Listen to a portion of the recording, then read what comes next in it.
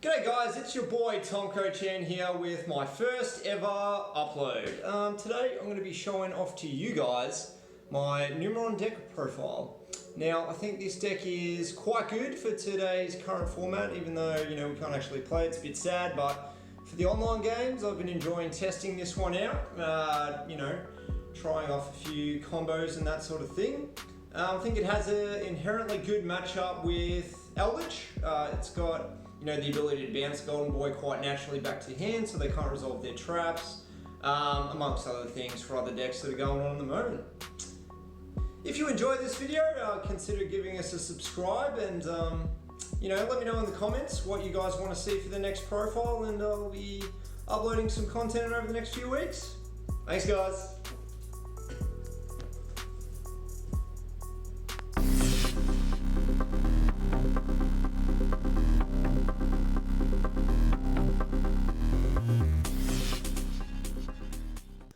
Alright, so here we are guys with the Numeron Altergeist deck profile as promised. Let's start it out. Alright, so to begin with we are playing 3 copies of Altergeist Marionetta. Pretty standard.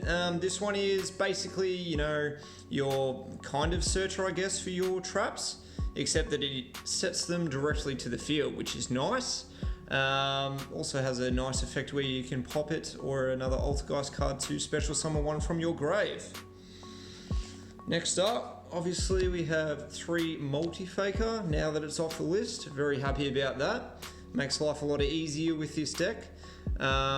Excellent card, obviously. When you activate a trap, you can special summon it, then special summon one from your deck, an Altergeist monster. Synergizes quite well with all the traps in the deck. Obviously you are locked into Altergeist after that, but it's not a big deal for this deck, as most of the time you're going to be triggering this on your opponent's turn rather than your own. You do occasionally trigger it on your own turn, but not 100% of the time. 3 Malusik. This card is quite excellent. It's actually really good at baiting out negates, I found. When you're going second especially, you can just normal summon this, declare battle phase, attack directly, and then use its effect to send something on the field. They have to negate it. When they do, it obviously floats once it goes to the graveyard, and you can get yourself an Altergeist monster, and in main phase 2 you can go off from there. 2 Silkweedus, 1 Kunkery, pretty standard again. Not a big difference in the Altergeist monster lineup here. 2 Silk's fine. I don't think you should play 1. You do occasionally draw this, and if you draw it, you obviously have minimal ways to get it out of your hand, so having 1 extra in deck is good. And the Kunkery is just great for battle phase protection. Alright, rounding off the monsters, we have 1 Pankratops and 3 Kaijus. Now, my theory behind this one, the Pankratops, again, really good for baiting out negates. That's what you want to do if you happen to go second for this deck. Obviously, you prepare to go first, and you prefer to go first. But in the event that you do have to go second, special summon Pankratops. You can go to battle phase, you can attack over stuff like Herald of the Arclight, because it's quite small, and then you can obviously pop something during battle phase as well to bait out their negates. The Kaijus, now the main reason I'm running these, and I'm actually running no hand traps whatsoever in this deck, is because I feel like most decks these days can just play around most hand traps that are out there. If they're not running Call by the Grave, they're just running enough extenders just to punch through whatever you Ash or whatever you Ghost Ogre or whatnot, whatever you Imperm, whereas there's not much that decks these days are doing about Kaiju. So they set up their board, you just Kaiju whatever they got. Especially with Dragoon coming out in the Mega Tins over the next couple of days. I think this is a really, really great out for Dragoon. And yeah, that's just my theory on the Kaijus. And another couple of monsters here. We've got Numeron Wall. Now, I'm playing this at 2, I didn't want to play it at 3, I thought it was a bit much. You do want to see the Numeron engine quite often in this deck, but not a crazy amount. This actually is also very good going second because it gives you battle protection in the event that your field is empty, which is quite possible playing a very heavy trap deck as well as the kaijus and that sort of thing. Sometimes on your turn 1, if you draw, just a couple of traps and a kaiju, and this, it's all all good. You can just special summon this during the battle phase, end the battle phase, and you'll live to fight another day. That's it for the monsters. Moving on to the trap lineup. We are playing 2 Protocol and 1 Altergeist Manifestation.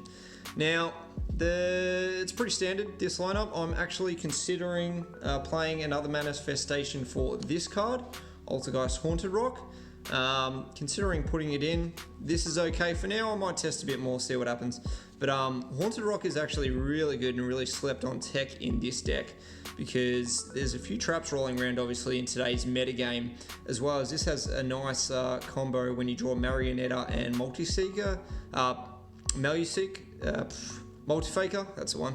When I might show you the combo a bit later, but it ends on quite a decent board. We've got 3 Personal Spoofing. Excellent card. Obviously, it's good for dodging anything that they have, as well as, I guess, it's the searcher getting you the cards that you need, shuffling an Altergeist in for cost, and then adding an Altergeist from hand. Altergeist monster from hand, very nice. We're also playing 3 Strike, 2 Judgment. I think this is a good ratio. Again, I was considering swapping 1 Strike for 1 Judgment, but it hasn't quite happened yet. I'm happy with this for the moment. Good thing about Strike is, even if you're going second, you can set something, you know, like a spoofing or another one of your traps that we're running in this deck. You can set that and this, and on their turn, you can activate your trap. They go, oh yeah, negate, and you just go Strike. Monster's gone. No dramas. Another couple of traps we're playing here is 2 Compulsory Evacuation Device. Now, this card's really good in today's meta again. You know, you can bounce quite a few things back to hand. You can bounce your own Kaijus back to hand just so you can use them in the following turn, which is good. Or if you had this set in the previous turn, you can bounce your Kaiju and then use it again. That's quite nice. I like it at 2. I'll probably leave it that way, and yeah, good card. Moving on to our spells, we are playing 3 Numeron Network, as well as the 2 Calling for that package. Numeron is just really good in this deck. It's good going first, it's good going second. You know, going first, you can obviously go into your Zexal Lock, which is great. It buys you a couple of turns to set up your Altergeist traps and monsters, as this deck is quite a slow grind deck. I think this really helps out the deck do that sort of stuff. Also really good going second, which I'll explain with the extra deck a bit later. And the last couple of spells we're running, I've got 2 Pot of Avarice. Now, the reason I'm playing this, I was considering playing Memories of Hope, because we are playing the Numeron package, and in testing it did quite well. However, I think this is slightly better. It's got more of an application, you know, for the game as a whole, due to this deck can quite easily put monsters in the graveyard with the Numeron package. Special summoning 4, and then, you know, if you go into Link 4 or Link 3 or whatever you got to do after that, puts them all in the grave, and that +1 monster obviously makes Pot of Avarice live. Drawing 2 is good in any deck, so just 2 of those. And finally, our 1-for-1. Now this is good because you can use it obviously to get your Numeron Wall, you can use it to get your Maluseek. It's good bait if you already have the Numeron Network in hand. So you can OTK him and that sort of thing. If you don't have it in hand, it gets you it. No dramas. So that's it for the main deck. Moving on to the extra deck. Yeah, the extra deck isn't 100% complete. It's just kind of stuff I've got. I would like to put an extra few cards in here that I don't have at the moment, but no dramas. So we're going for our Link monsters, 1 Link Kurobo, Nightmare Phoenix, Nightmare Unicorn, 2 Hexia, and 1 Infinite Track Megaclops Fortress. Now, I would play the extra Hexia, except I don't have it, but it's fine. I've got Pot of Avarice, you know, you can special summon with Manifestation. Games don't often go where I find myself summoning the 3rd one of these, but in the future when I get one, I will be putting it in. Megaclops is great. If they don't have an out for it, they're in a bit of trouble. You know, you can summon it easily in this deck with the Numeron monsters. If you want to, after your battle phase going second, if they happen to survive, you can go into this and it just puts up a lot more trouble for them. Nightmare package is good for spot removal and a link Kuriboh, obviously, to tribute off Melee so you can get its effect and that sort of thing. Alrighty, now go into our Numeron package. So we're playing 2 Ekem, 2 Div, 2 Trini, 1 Katvari. Now, move those up here. The reason I'm playing 2, 2, 2, and 1 is in the event that you need to OTK, you've got the 4 numbers that you need for the OTK. You need to go into your Mega Clops, you've got the 3 there in 2 turns, that's fine. You need to go into your Zexal, that's an option as well. So in the event that, you know, you go into your Zexal during turn 1, it gets outed later, you can still make the Mega Clops, no problem. And I'm playing 1 less of number 4 just because this extra deck kind of needs the space. The only time you go into 4 of these, if you are going for the actual OTK, or if you're playing something like Sayuja. I've considered playing Sayuja, I'm not playing it at the moment. I may in the future in the event that Zexal gets banned. But for now, I am just running these ones. And for the last 2, we've got number SO Utopic Zexal. This card is quite excellent. I don't actually think it should be banned, in my opinion, and it's not just because I love locking people out of playing the game. I think there's a lot of outs for this card these days. You've got Impermanence, you've got Gamma, you've got Forbidden Droplets just came out, so you can't even respond to that. Where the game state is at the moment makes this pretty balanced, to be honest. And even if it does get hit in the event that it does, you just play something like Appaloosa with that coming out being nice and cost efficient in the Megatins.